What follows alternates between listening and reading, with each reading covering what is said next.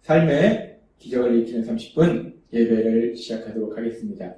하나님께서 오늘 우리에게 주신 말씀은 사도행전 11장 1절에서 5절까지의 말씀입니다. 이 말씀 제가 봉독하도록 하겠습니다.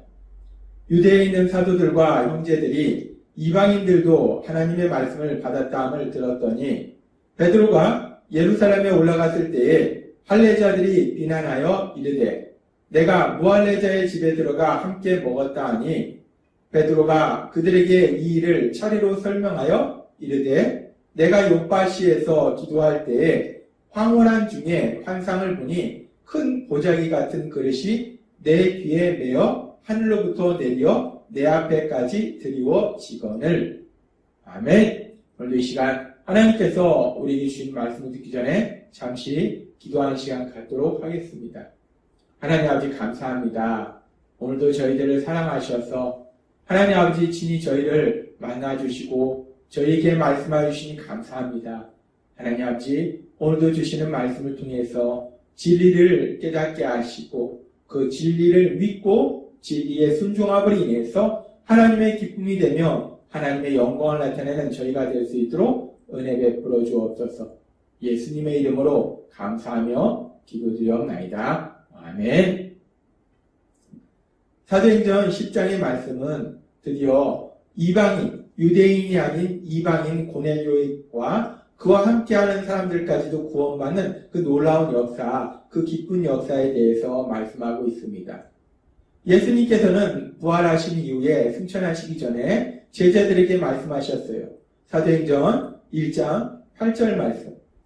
오직 성령이 너희에게 임하시면 너희가 권능을 받고 예루살렘과 온 유대와 사마리아와 땅끝까지 이르러 내 증인이 되리라 하십니다.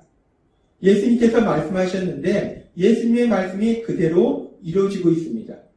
오순절날 드디어 예수님을 믿는 예수님의 제자 12사도와 예수님의 제자들과 그리고 예수님을 믿는 사람들에게 이제 성령님이 임하시고 그 성령님이 강력하게 역사하시니까 예루살렘뿐만 아니라 사마리아뿐만 아니라 많은 지역에도 복음이 전파되고 그래서 다른 지역에 살던 유대인들도 구원받고 이제는 그 유대인들뿐만 아니라 이방인들까지 구원받는 놀라운 역사가 일어나고 있더라는 겁니다. 그렇게 이제 유대인뿐만 아니라 이방인까지 구원받는 놀라운 역사, 그런 역사가 일어나고 있을 때 사도행전 11장 1절은 이렇게 말씀합니다. 유대에 있는 사도들과 형제들이 이방인들도 하나님의 말씀을 받았다함을 들었더니 라고 말씀합니다. 유대 지역에 있던 사도들 그리고 예수님을 믿는 사람들이 이제 이방인도 하나님의 말씀을 받았다. 이 말씀은 뭐냐면 이방인도 구원을 받았다 라는 소식을 듣게 된 겁니다. 그들이 이 소식을 들었을 때 이 베드로 사도를 통해서 고넬료와 그와 함께하는 사람들이 구원받았다는 그 놀라운 소식을 들었을 때 그들의 반응은 어떠한가? 그들의 반응에 대해서 사도행전 11장 2절과 3절은 이렇게 말씀합니다. 베드로가 예루살렘에 올라갔을 때에 할례자들이 비난하여 이르되 내가 무할례자의 집에 들어가 함께 먹었다 하니 여기서 지금 할례자라는 것은 유대인을 의미합니다. 그리고 단순히 유대인을 의미하는 것이 아니라 예수님을 믿는 유대인들을 의미해요. 예수님을 믿는 유대인들이 지금 베드로 사도가 무할례자의 집에 들어가서 식사를 했다라고 강력하게 비난합니다. 지금 우리가 표면적으로 볼 때는 지금 예수님을 믿는 유대인들이 베드로 사도를 비난하는 이유가 베드로 사도가 무할례자, 여기서 무할례자라는 것은 유대인이 아닌 이방인을 의미해요. 구체적으로는 고넬료와 함께한 사람들을 의미하겠죠. 이 고넬료, 이방인 고넬료와 함께 식사를 했다. 네가 유대인으로서 왜 이방인 고넬료와 함께 식사를 했느냐라고 비난을 하지만 우리가 이 말씀을 뒤에 나오는 말씀들을 읽고 묵상할 때 지금 이 사람들이 단순히 베드로 사도가 이방인과 함께 식사했다는 것을 비난하는 것이 아니라 더 중요한 것은 유대인인 베드로 사도가 이제까지는 유대인에게만 예루살렘을 넘어서 사마리아와 다른 지역까지 복음이 전파됐지만 그럼에도 불구하고 이제까지는 유대인에게만 복음이 전파됐고 그래서 유대인만 하나님을 믿고 구원받는 역사가 일어났는데 예수님을 믿고 구원받는 역사가 일어났는데 이제 유대인이 아닌 이방인까지도 이방인인 고넬료에게 베드로 사도가 복음을 전함으로 인해서 이방인도 구원받도록 도와주었다라는 부분에 대해서 지금 유대인 그리스도인들이 베드로 사도를 비난하고 있는 거예요. 이들이 예수님을 안 믿는 사람들이 아니라 예수님을 믿는 사람들입니다. 근데 이들은 유대인이에요. 유대인으로서 예수님을 믿고 구원받은 사람들이 왜 이방인에게까지 복음을 전해서 그들도 구원받도록 했느냐라고 지금 비난하고 있다는 겁니다. 우리가 이 부분을 사실 지금의 우리의 상황에 비춰봤을 때는 왜 이럴까라고 생각할 수 있지만 2000년 전 그 당시의 상황에 비춰봤을 때는 우리가 이 부분을 이해할 수 있습니다. 왜 그러냐면 유대인들이 예수님을 구주와 주님으로 믿음으로 인해서 구원받았긴 하지만 그러나 그들은 구약시대부터 그들이 가지고 있었던 생각이 있었다는 것. 그건 뭐냐면 유대인은 하나님께 선택받은 민족이고 유대인이 아닌 다른 사람들은 이방인으로서 멸망받아야 될 존재들이라는 거예요. 그래서 그들이 비록 예수님 믿고 구원받긴 했지만 그들의 머릿속에서 구약시대부터 그들이 가지고 있던 생각들, 그들의 고정관념 속에는 이방인은 구원받을 수 없다라는 생각을 가지고 있었다는 거예요. 이방인은 자신들이 믿는 하나님, 그 하나님을 감히 하나님으로 부를 수 없다라는 그들의 생각이 있었다는 거예요. 그래서 지금 유대에 있던 그리스도인들, 유대인 그리스도인들이 지금 베드로 사도를 비난하고 있는 거예요. 이 유대인 그리스도인들은 구약시대부터 자신들이 가지고 있던 생각, 하나님께 선택받은 민족, 이스라엘 민족만이 구원받을 수 있다는 그 생각을 기준으로 지금 베드로 사도를 판단하니까 그 자신들의 생각을 기준으로 지금 베드로 사도를 비난하고 있는 거예요. 정죄하고 있는 겁니다.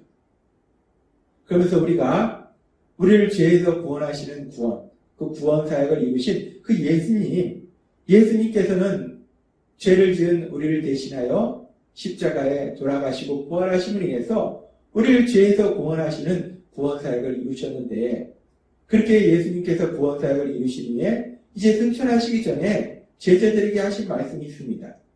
마태복음 28장 9절 말씀. 그러므로 너희는 가서 모든 민족을 제자로 삼아 아버지와 아들과 성령의 이름으로 침례를 베풀고 라고 말씀합니다. 여기서 제자를 삼아 아버지와 아들과 성령의 이름으로 침례를 베풀라는 말씀은 복음을 전해서 구원받도록 해서 예수님의 제자가 되도록 도와줘라 라는 말씀이에요. 근데 누구가 어떤 사람들에게 복음을 전해서 예수님의 제자가 되도록 구원받도록 도와주는가? 지금 이 말씀에 보면은 하나님께 선택받았던 민족, 이스라엘 민족에게만 복음을 전하라는 것이 아니고 지금 이 말씀에 보면 가서 모든 민족을 제자 삼아라고 말씀합니다. 구약시대에 하나님께 선택받았던 민족, 이스라엘 민족뿐만 아니라 세상의 그 모든 민족을 다 제자를 삼아요. 모든 민족에게 복음을 전해서 모든 민족이 구원을 받도록 하라라고 예수님은 말씀하셨다는 거예요. 그리고 마태복음 28장 말씀뿐만 아니라 예수님께서는 마가복음 16장에서도 비슷한 말씀을 하십니다. 마가복음 16장 15절 말씀.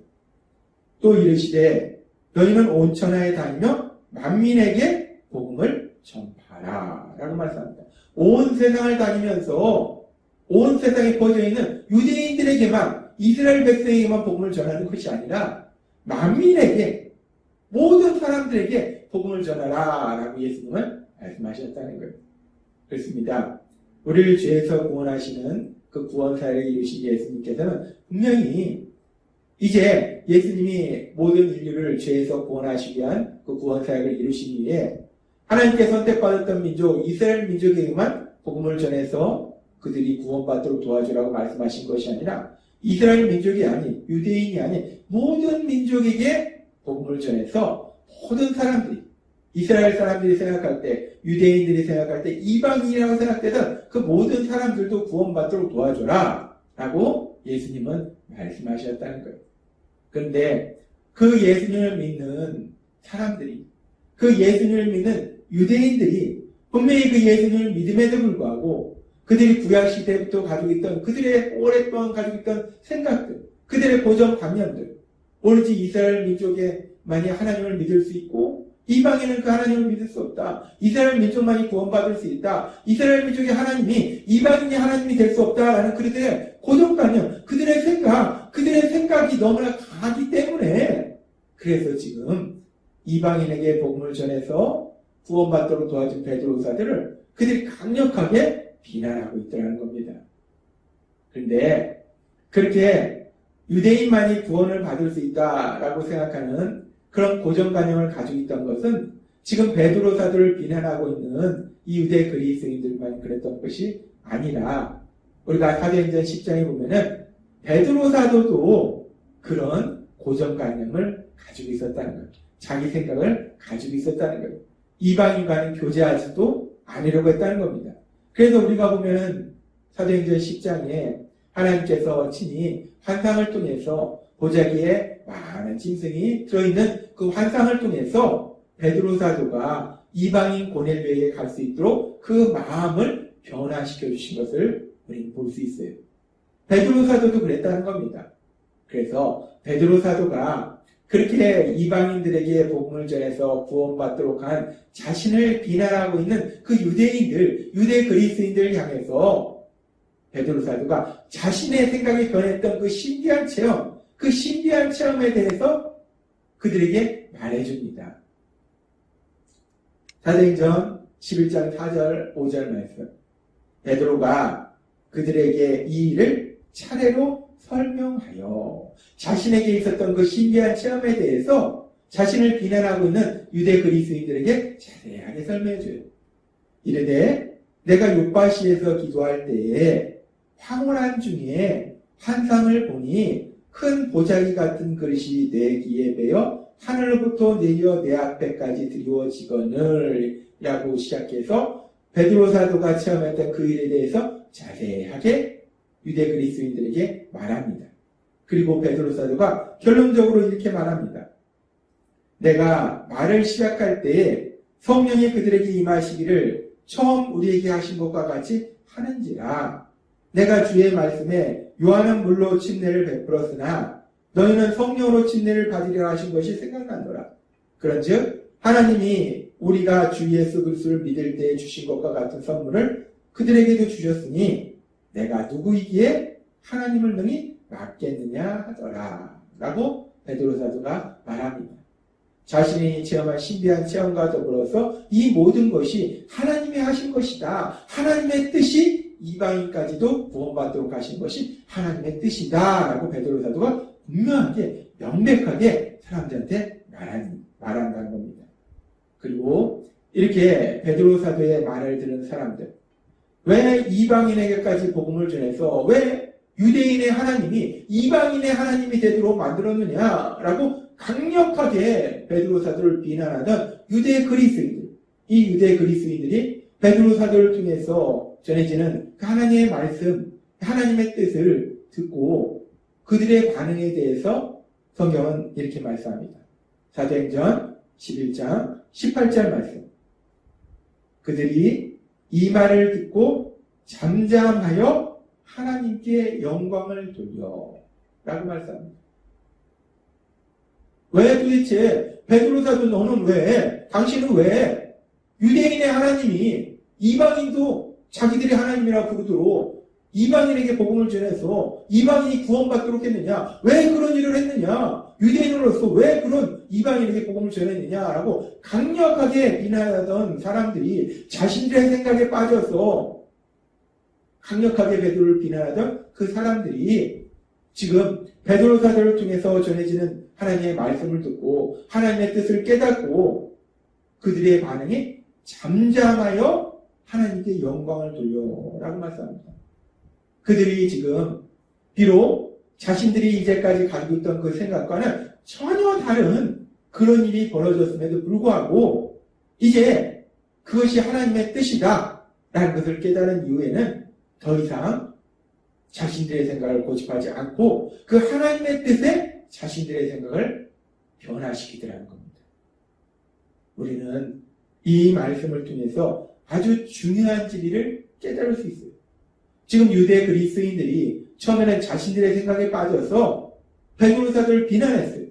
그러나 그 과정 속에 하나님의 말씀을 듣고 하나님의 뜻을 깨닫고는 비록 자신들의 이제까지의 생각과는 다를지라도 전혀 다를지라도 하나님의 뜻이라면 자신들의 생각을 고집하는 것이 아니라 하나님의 뜻에 자신들의 생각을 변화시키더라는 것.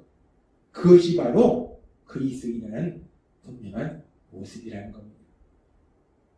오늘 말씀을 통해서 하나님께서 우리에게 주시는 아주 중요한 진리는 예수님을 믿는 우리들도 예수님을 믿지만 그럼에도 불구하고 연약해서 때로는 우리의 생각을 고집할 수 있다는 거예요.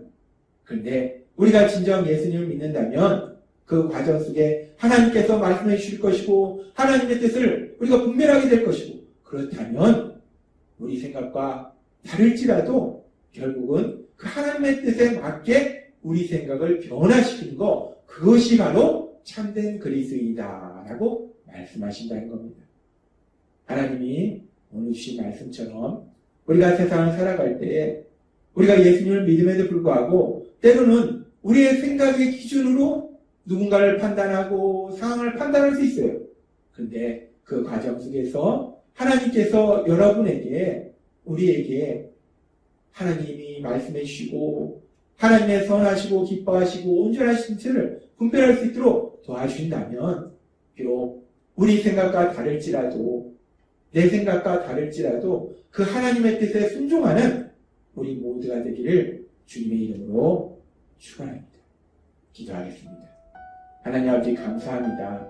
오늘도 주신 말씀처럼 처음에는 베드로 사도를 비난하던 유대 그리스도인들이 그들이 예수님을 믿음으로 인해서 하나님의 말씀을 듣고 하나님의 뜻을 분별할 때 자신들의 생각과는 다를지라도 결국은 하나님의 뜻에 자신들의 생각을 변화시킨 것처럼 우리도 세상을 살아가면서 때로는 우리 생각에 살아갈 수도 있지만 하나님이 말씀해 주셔서 하나님의 선하시고 온전하시고 기뻐하신 뜻을 분별한다면 내 생각을 고집하는 것이 아니라 그 하나님의 뜻에 우리 생각을 맞출 수 있는 변화시킬 수 있는 참된 그리스도인으로서 살아갈 수 있는 저희가 될 수 있도록 은혜 베풀어 주옵소서.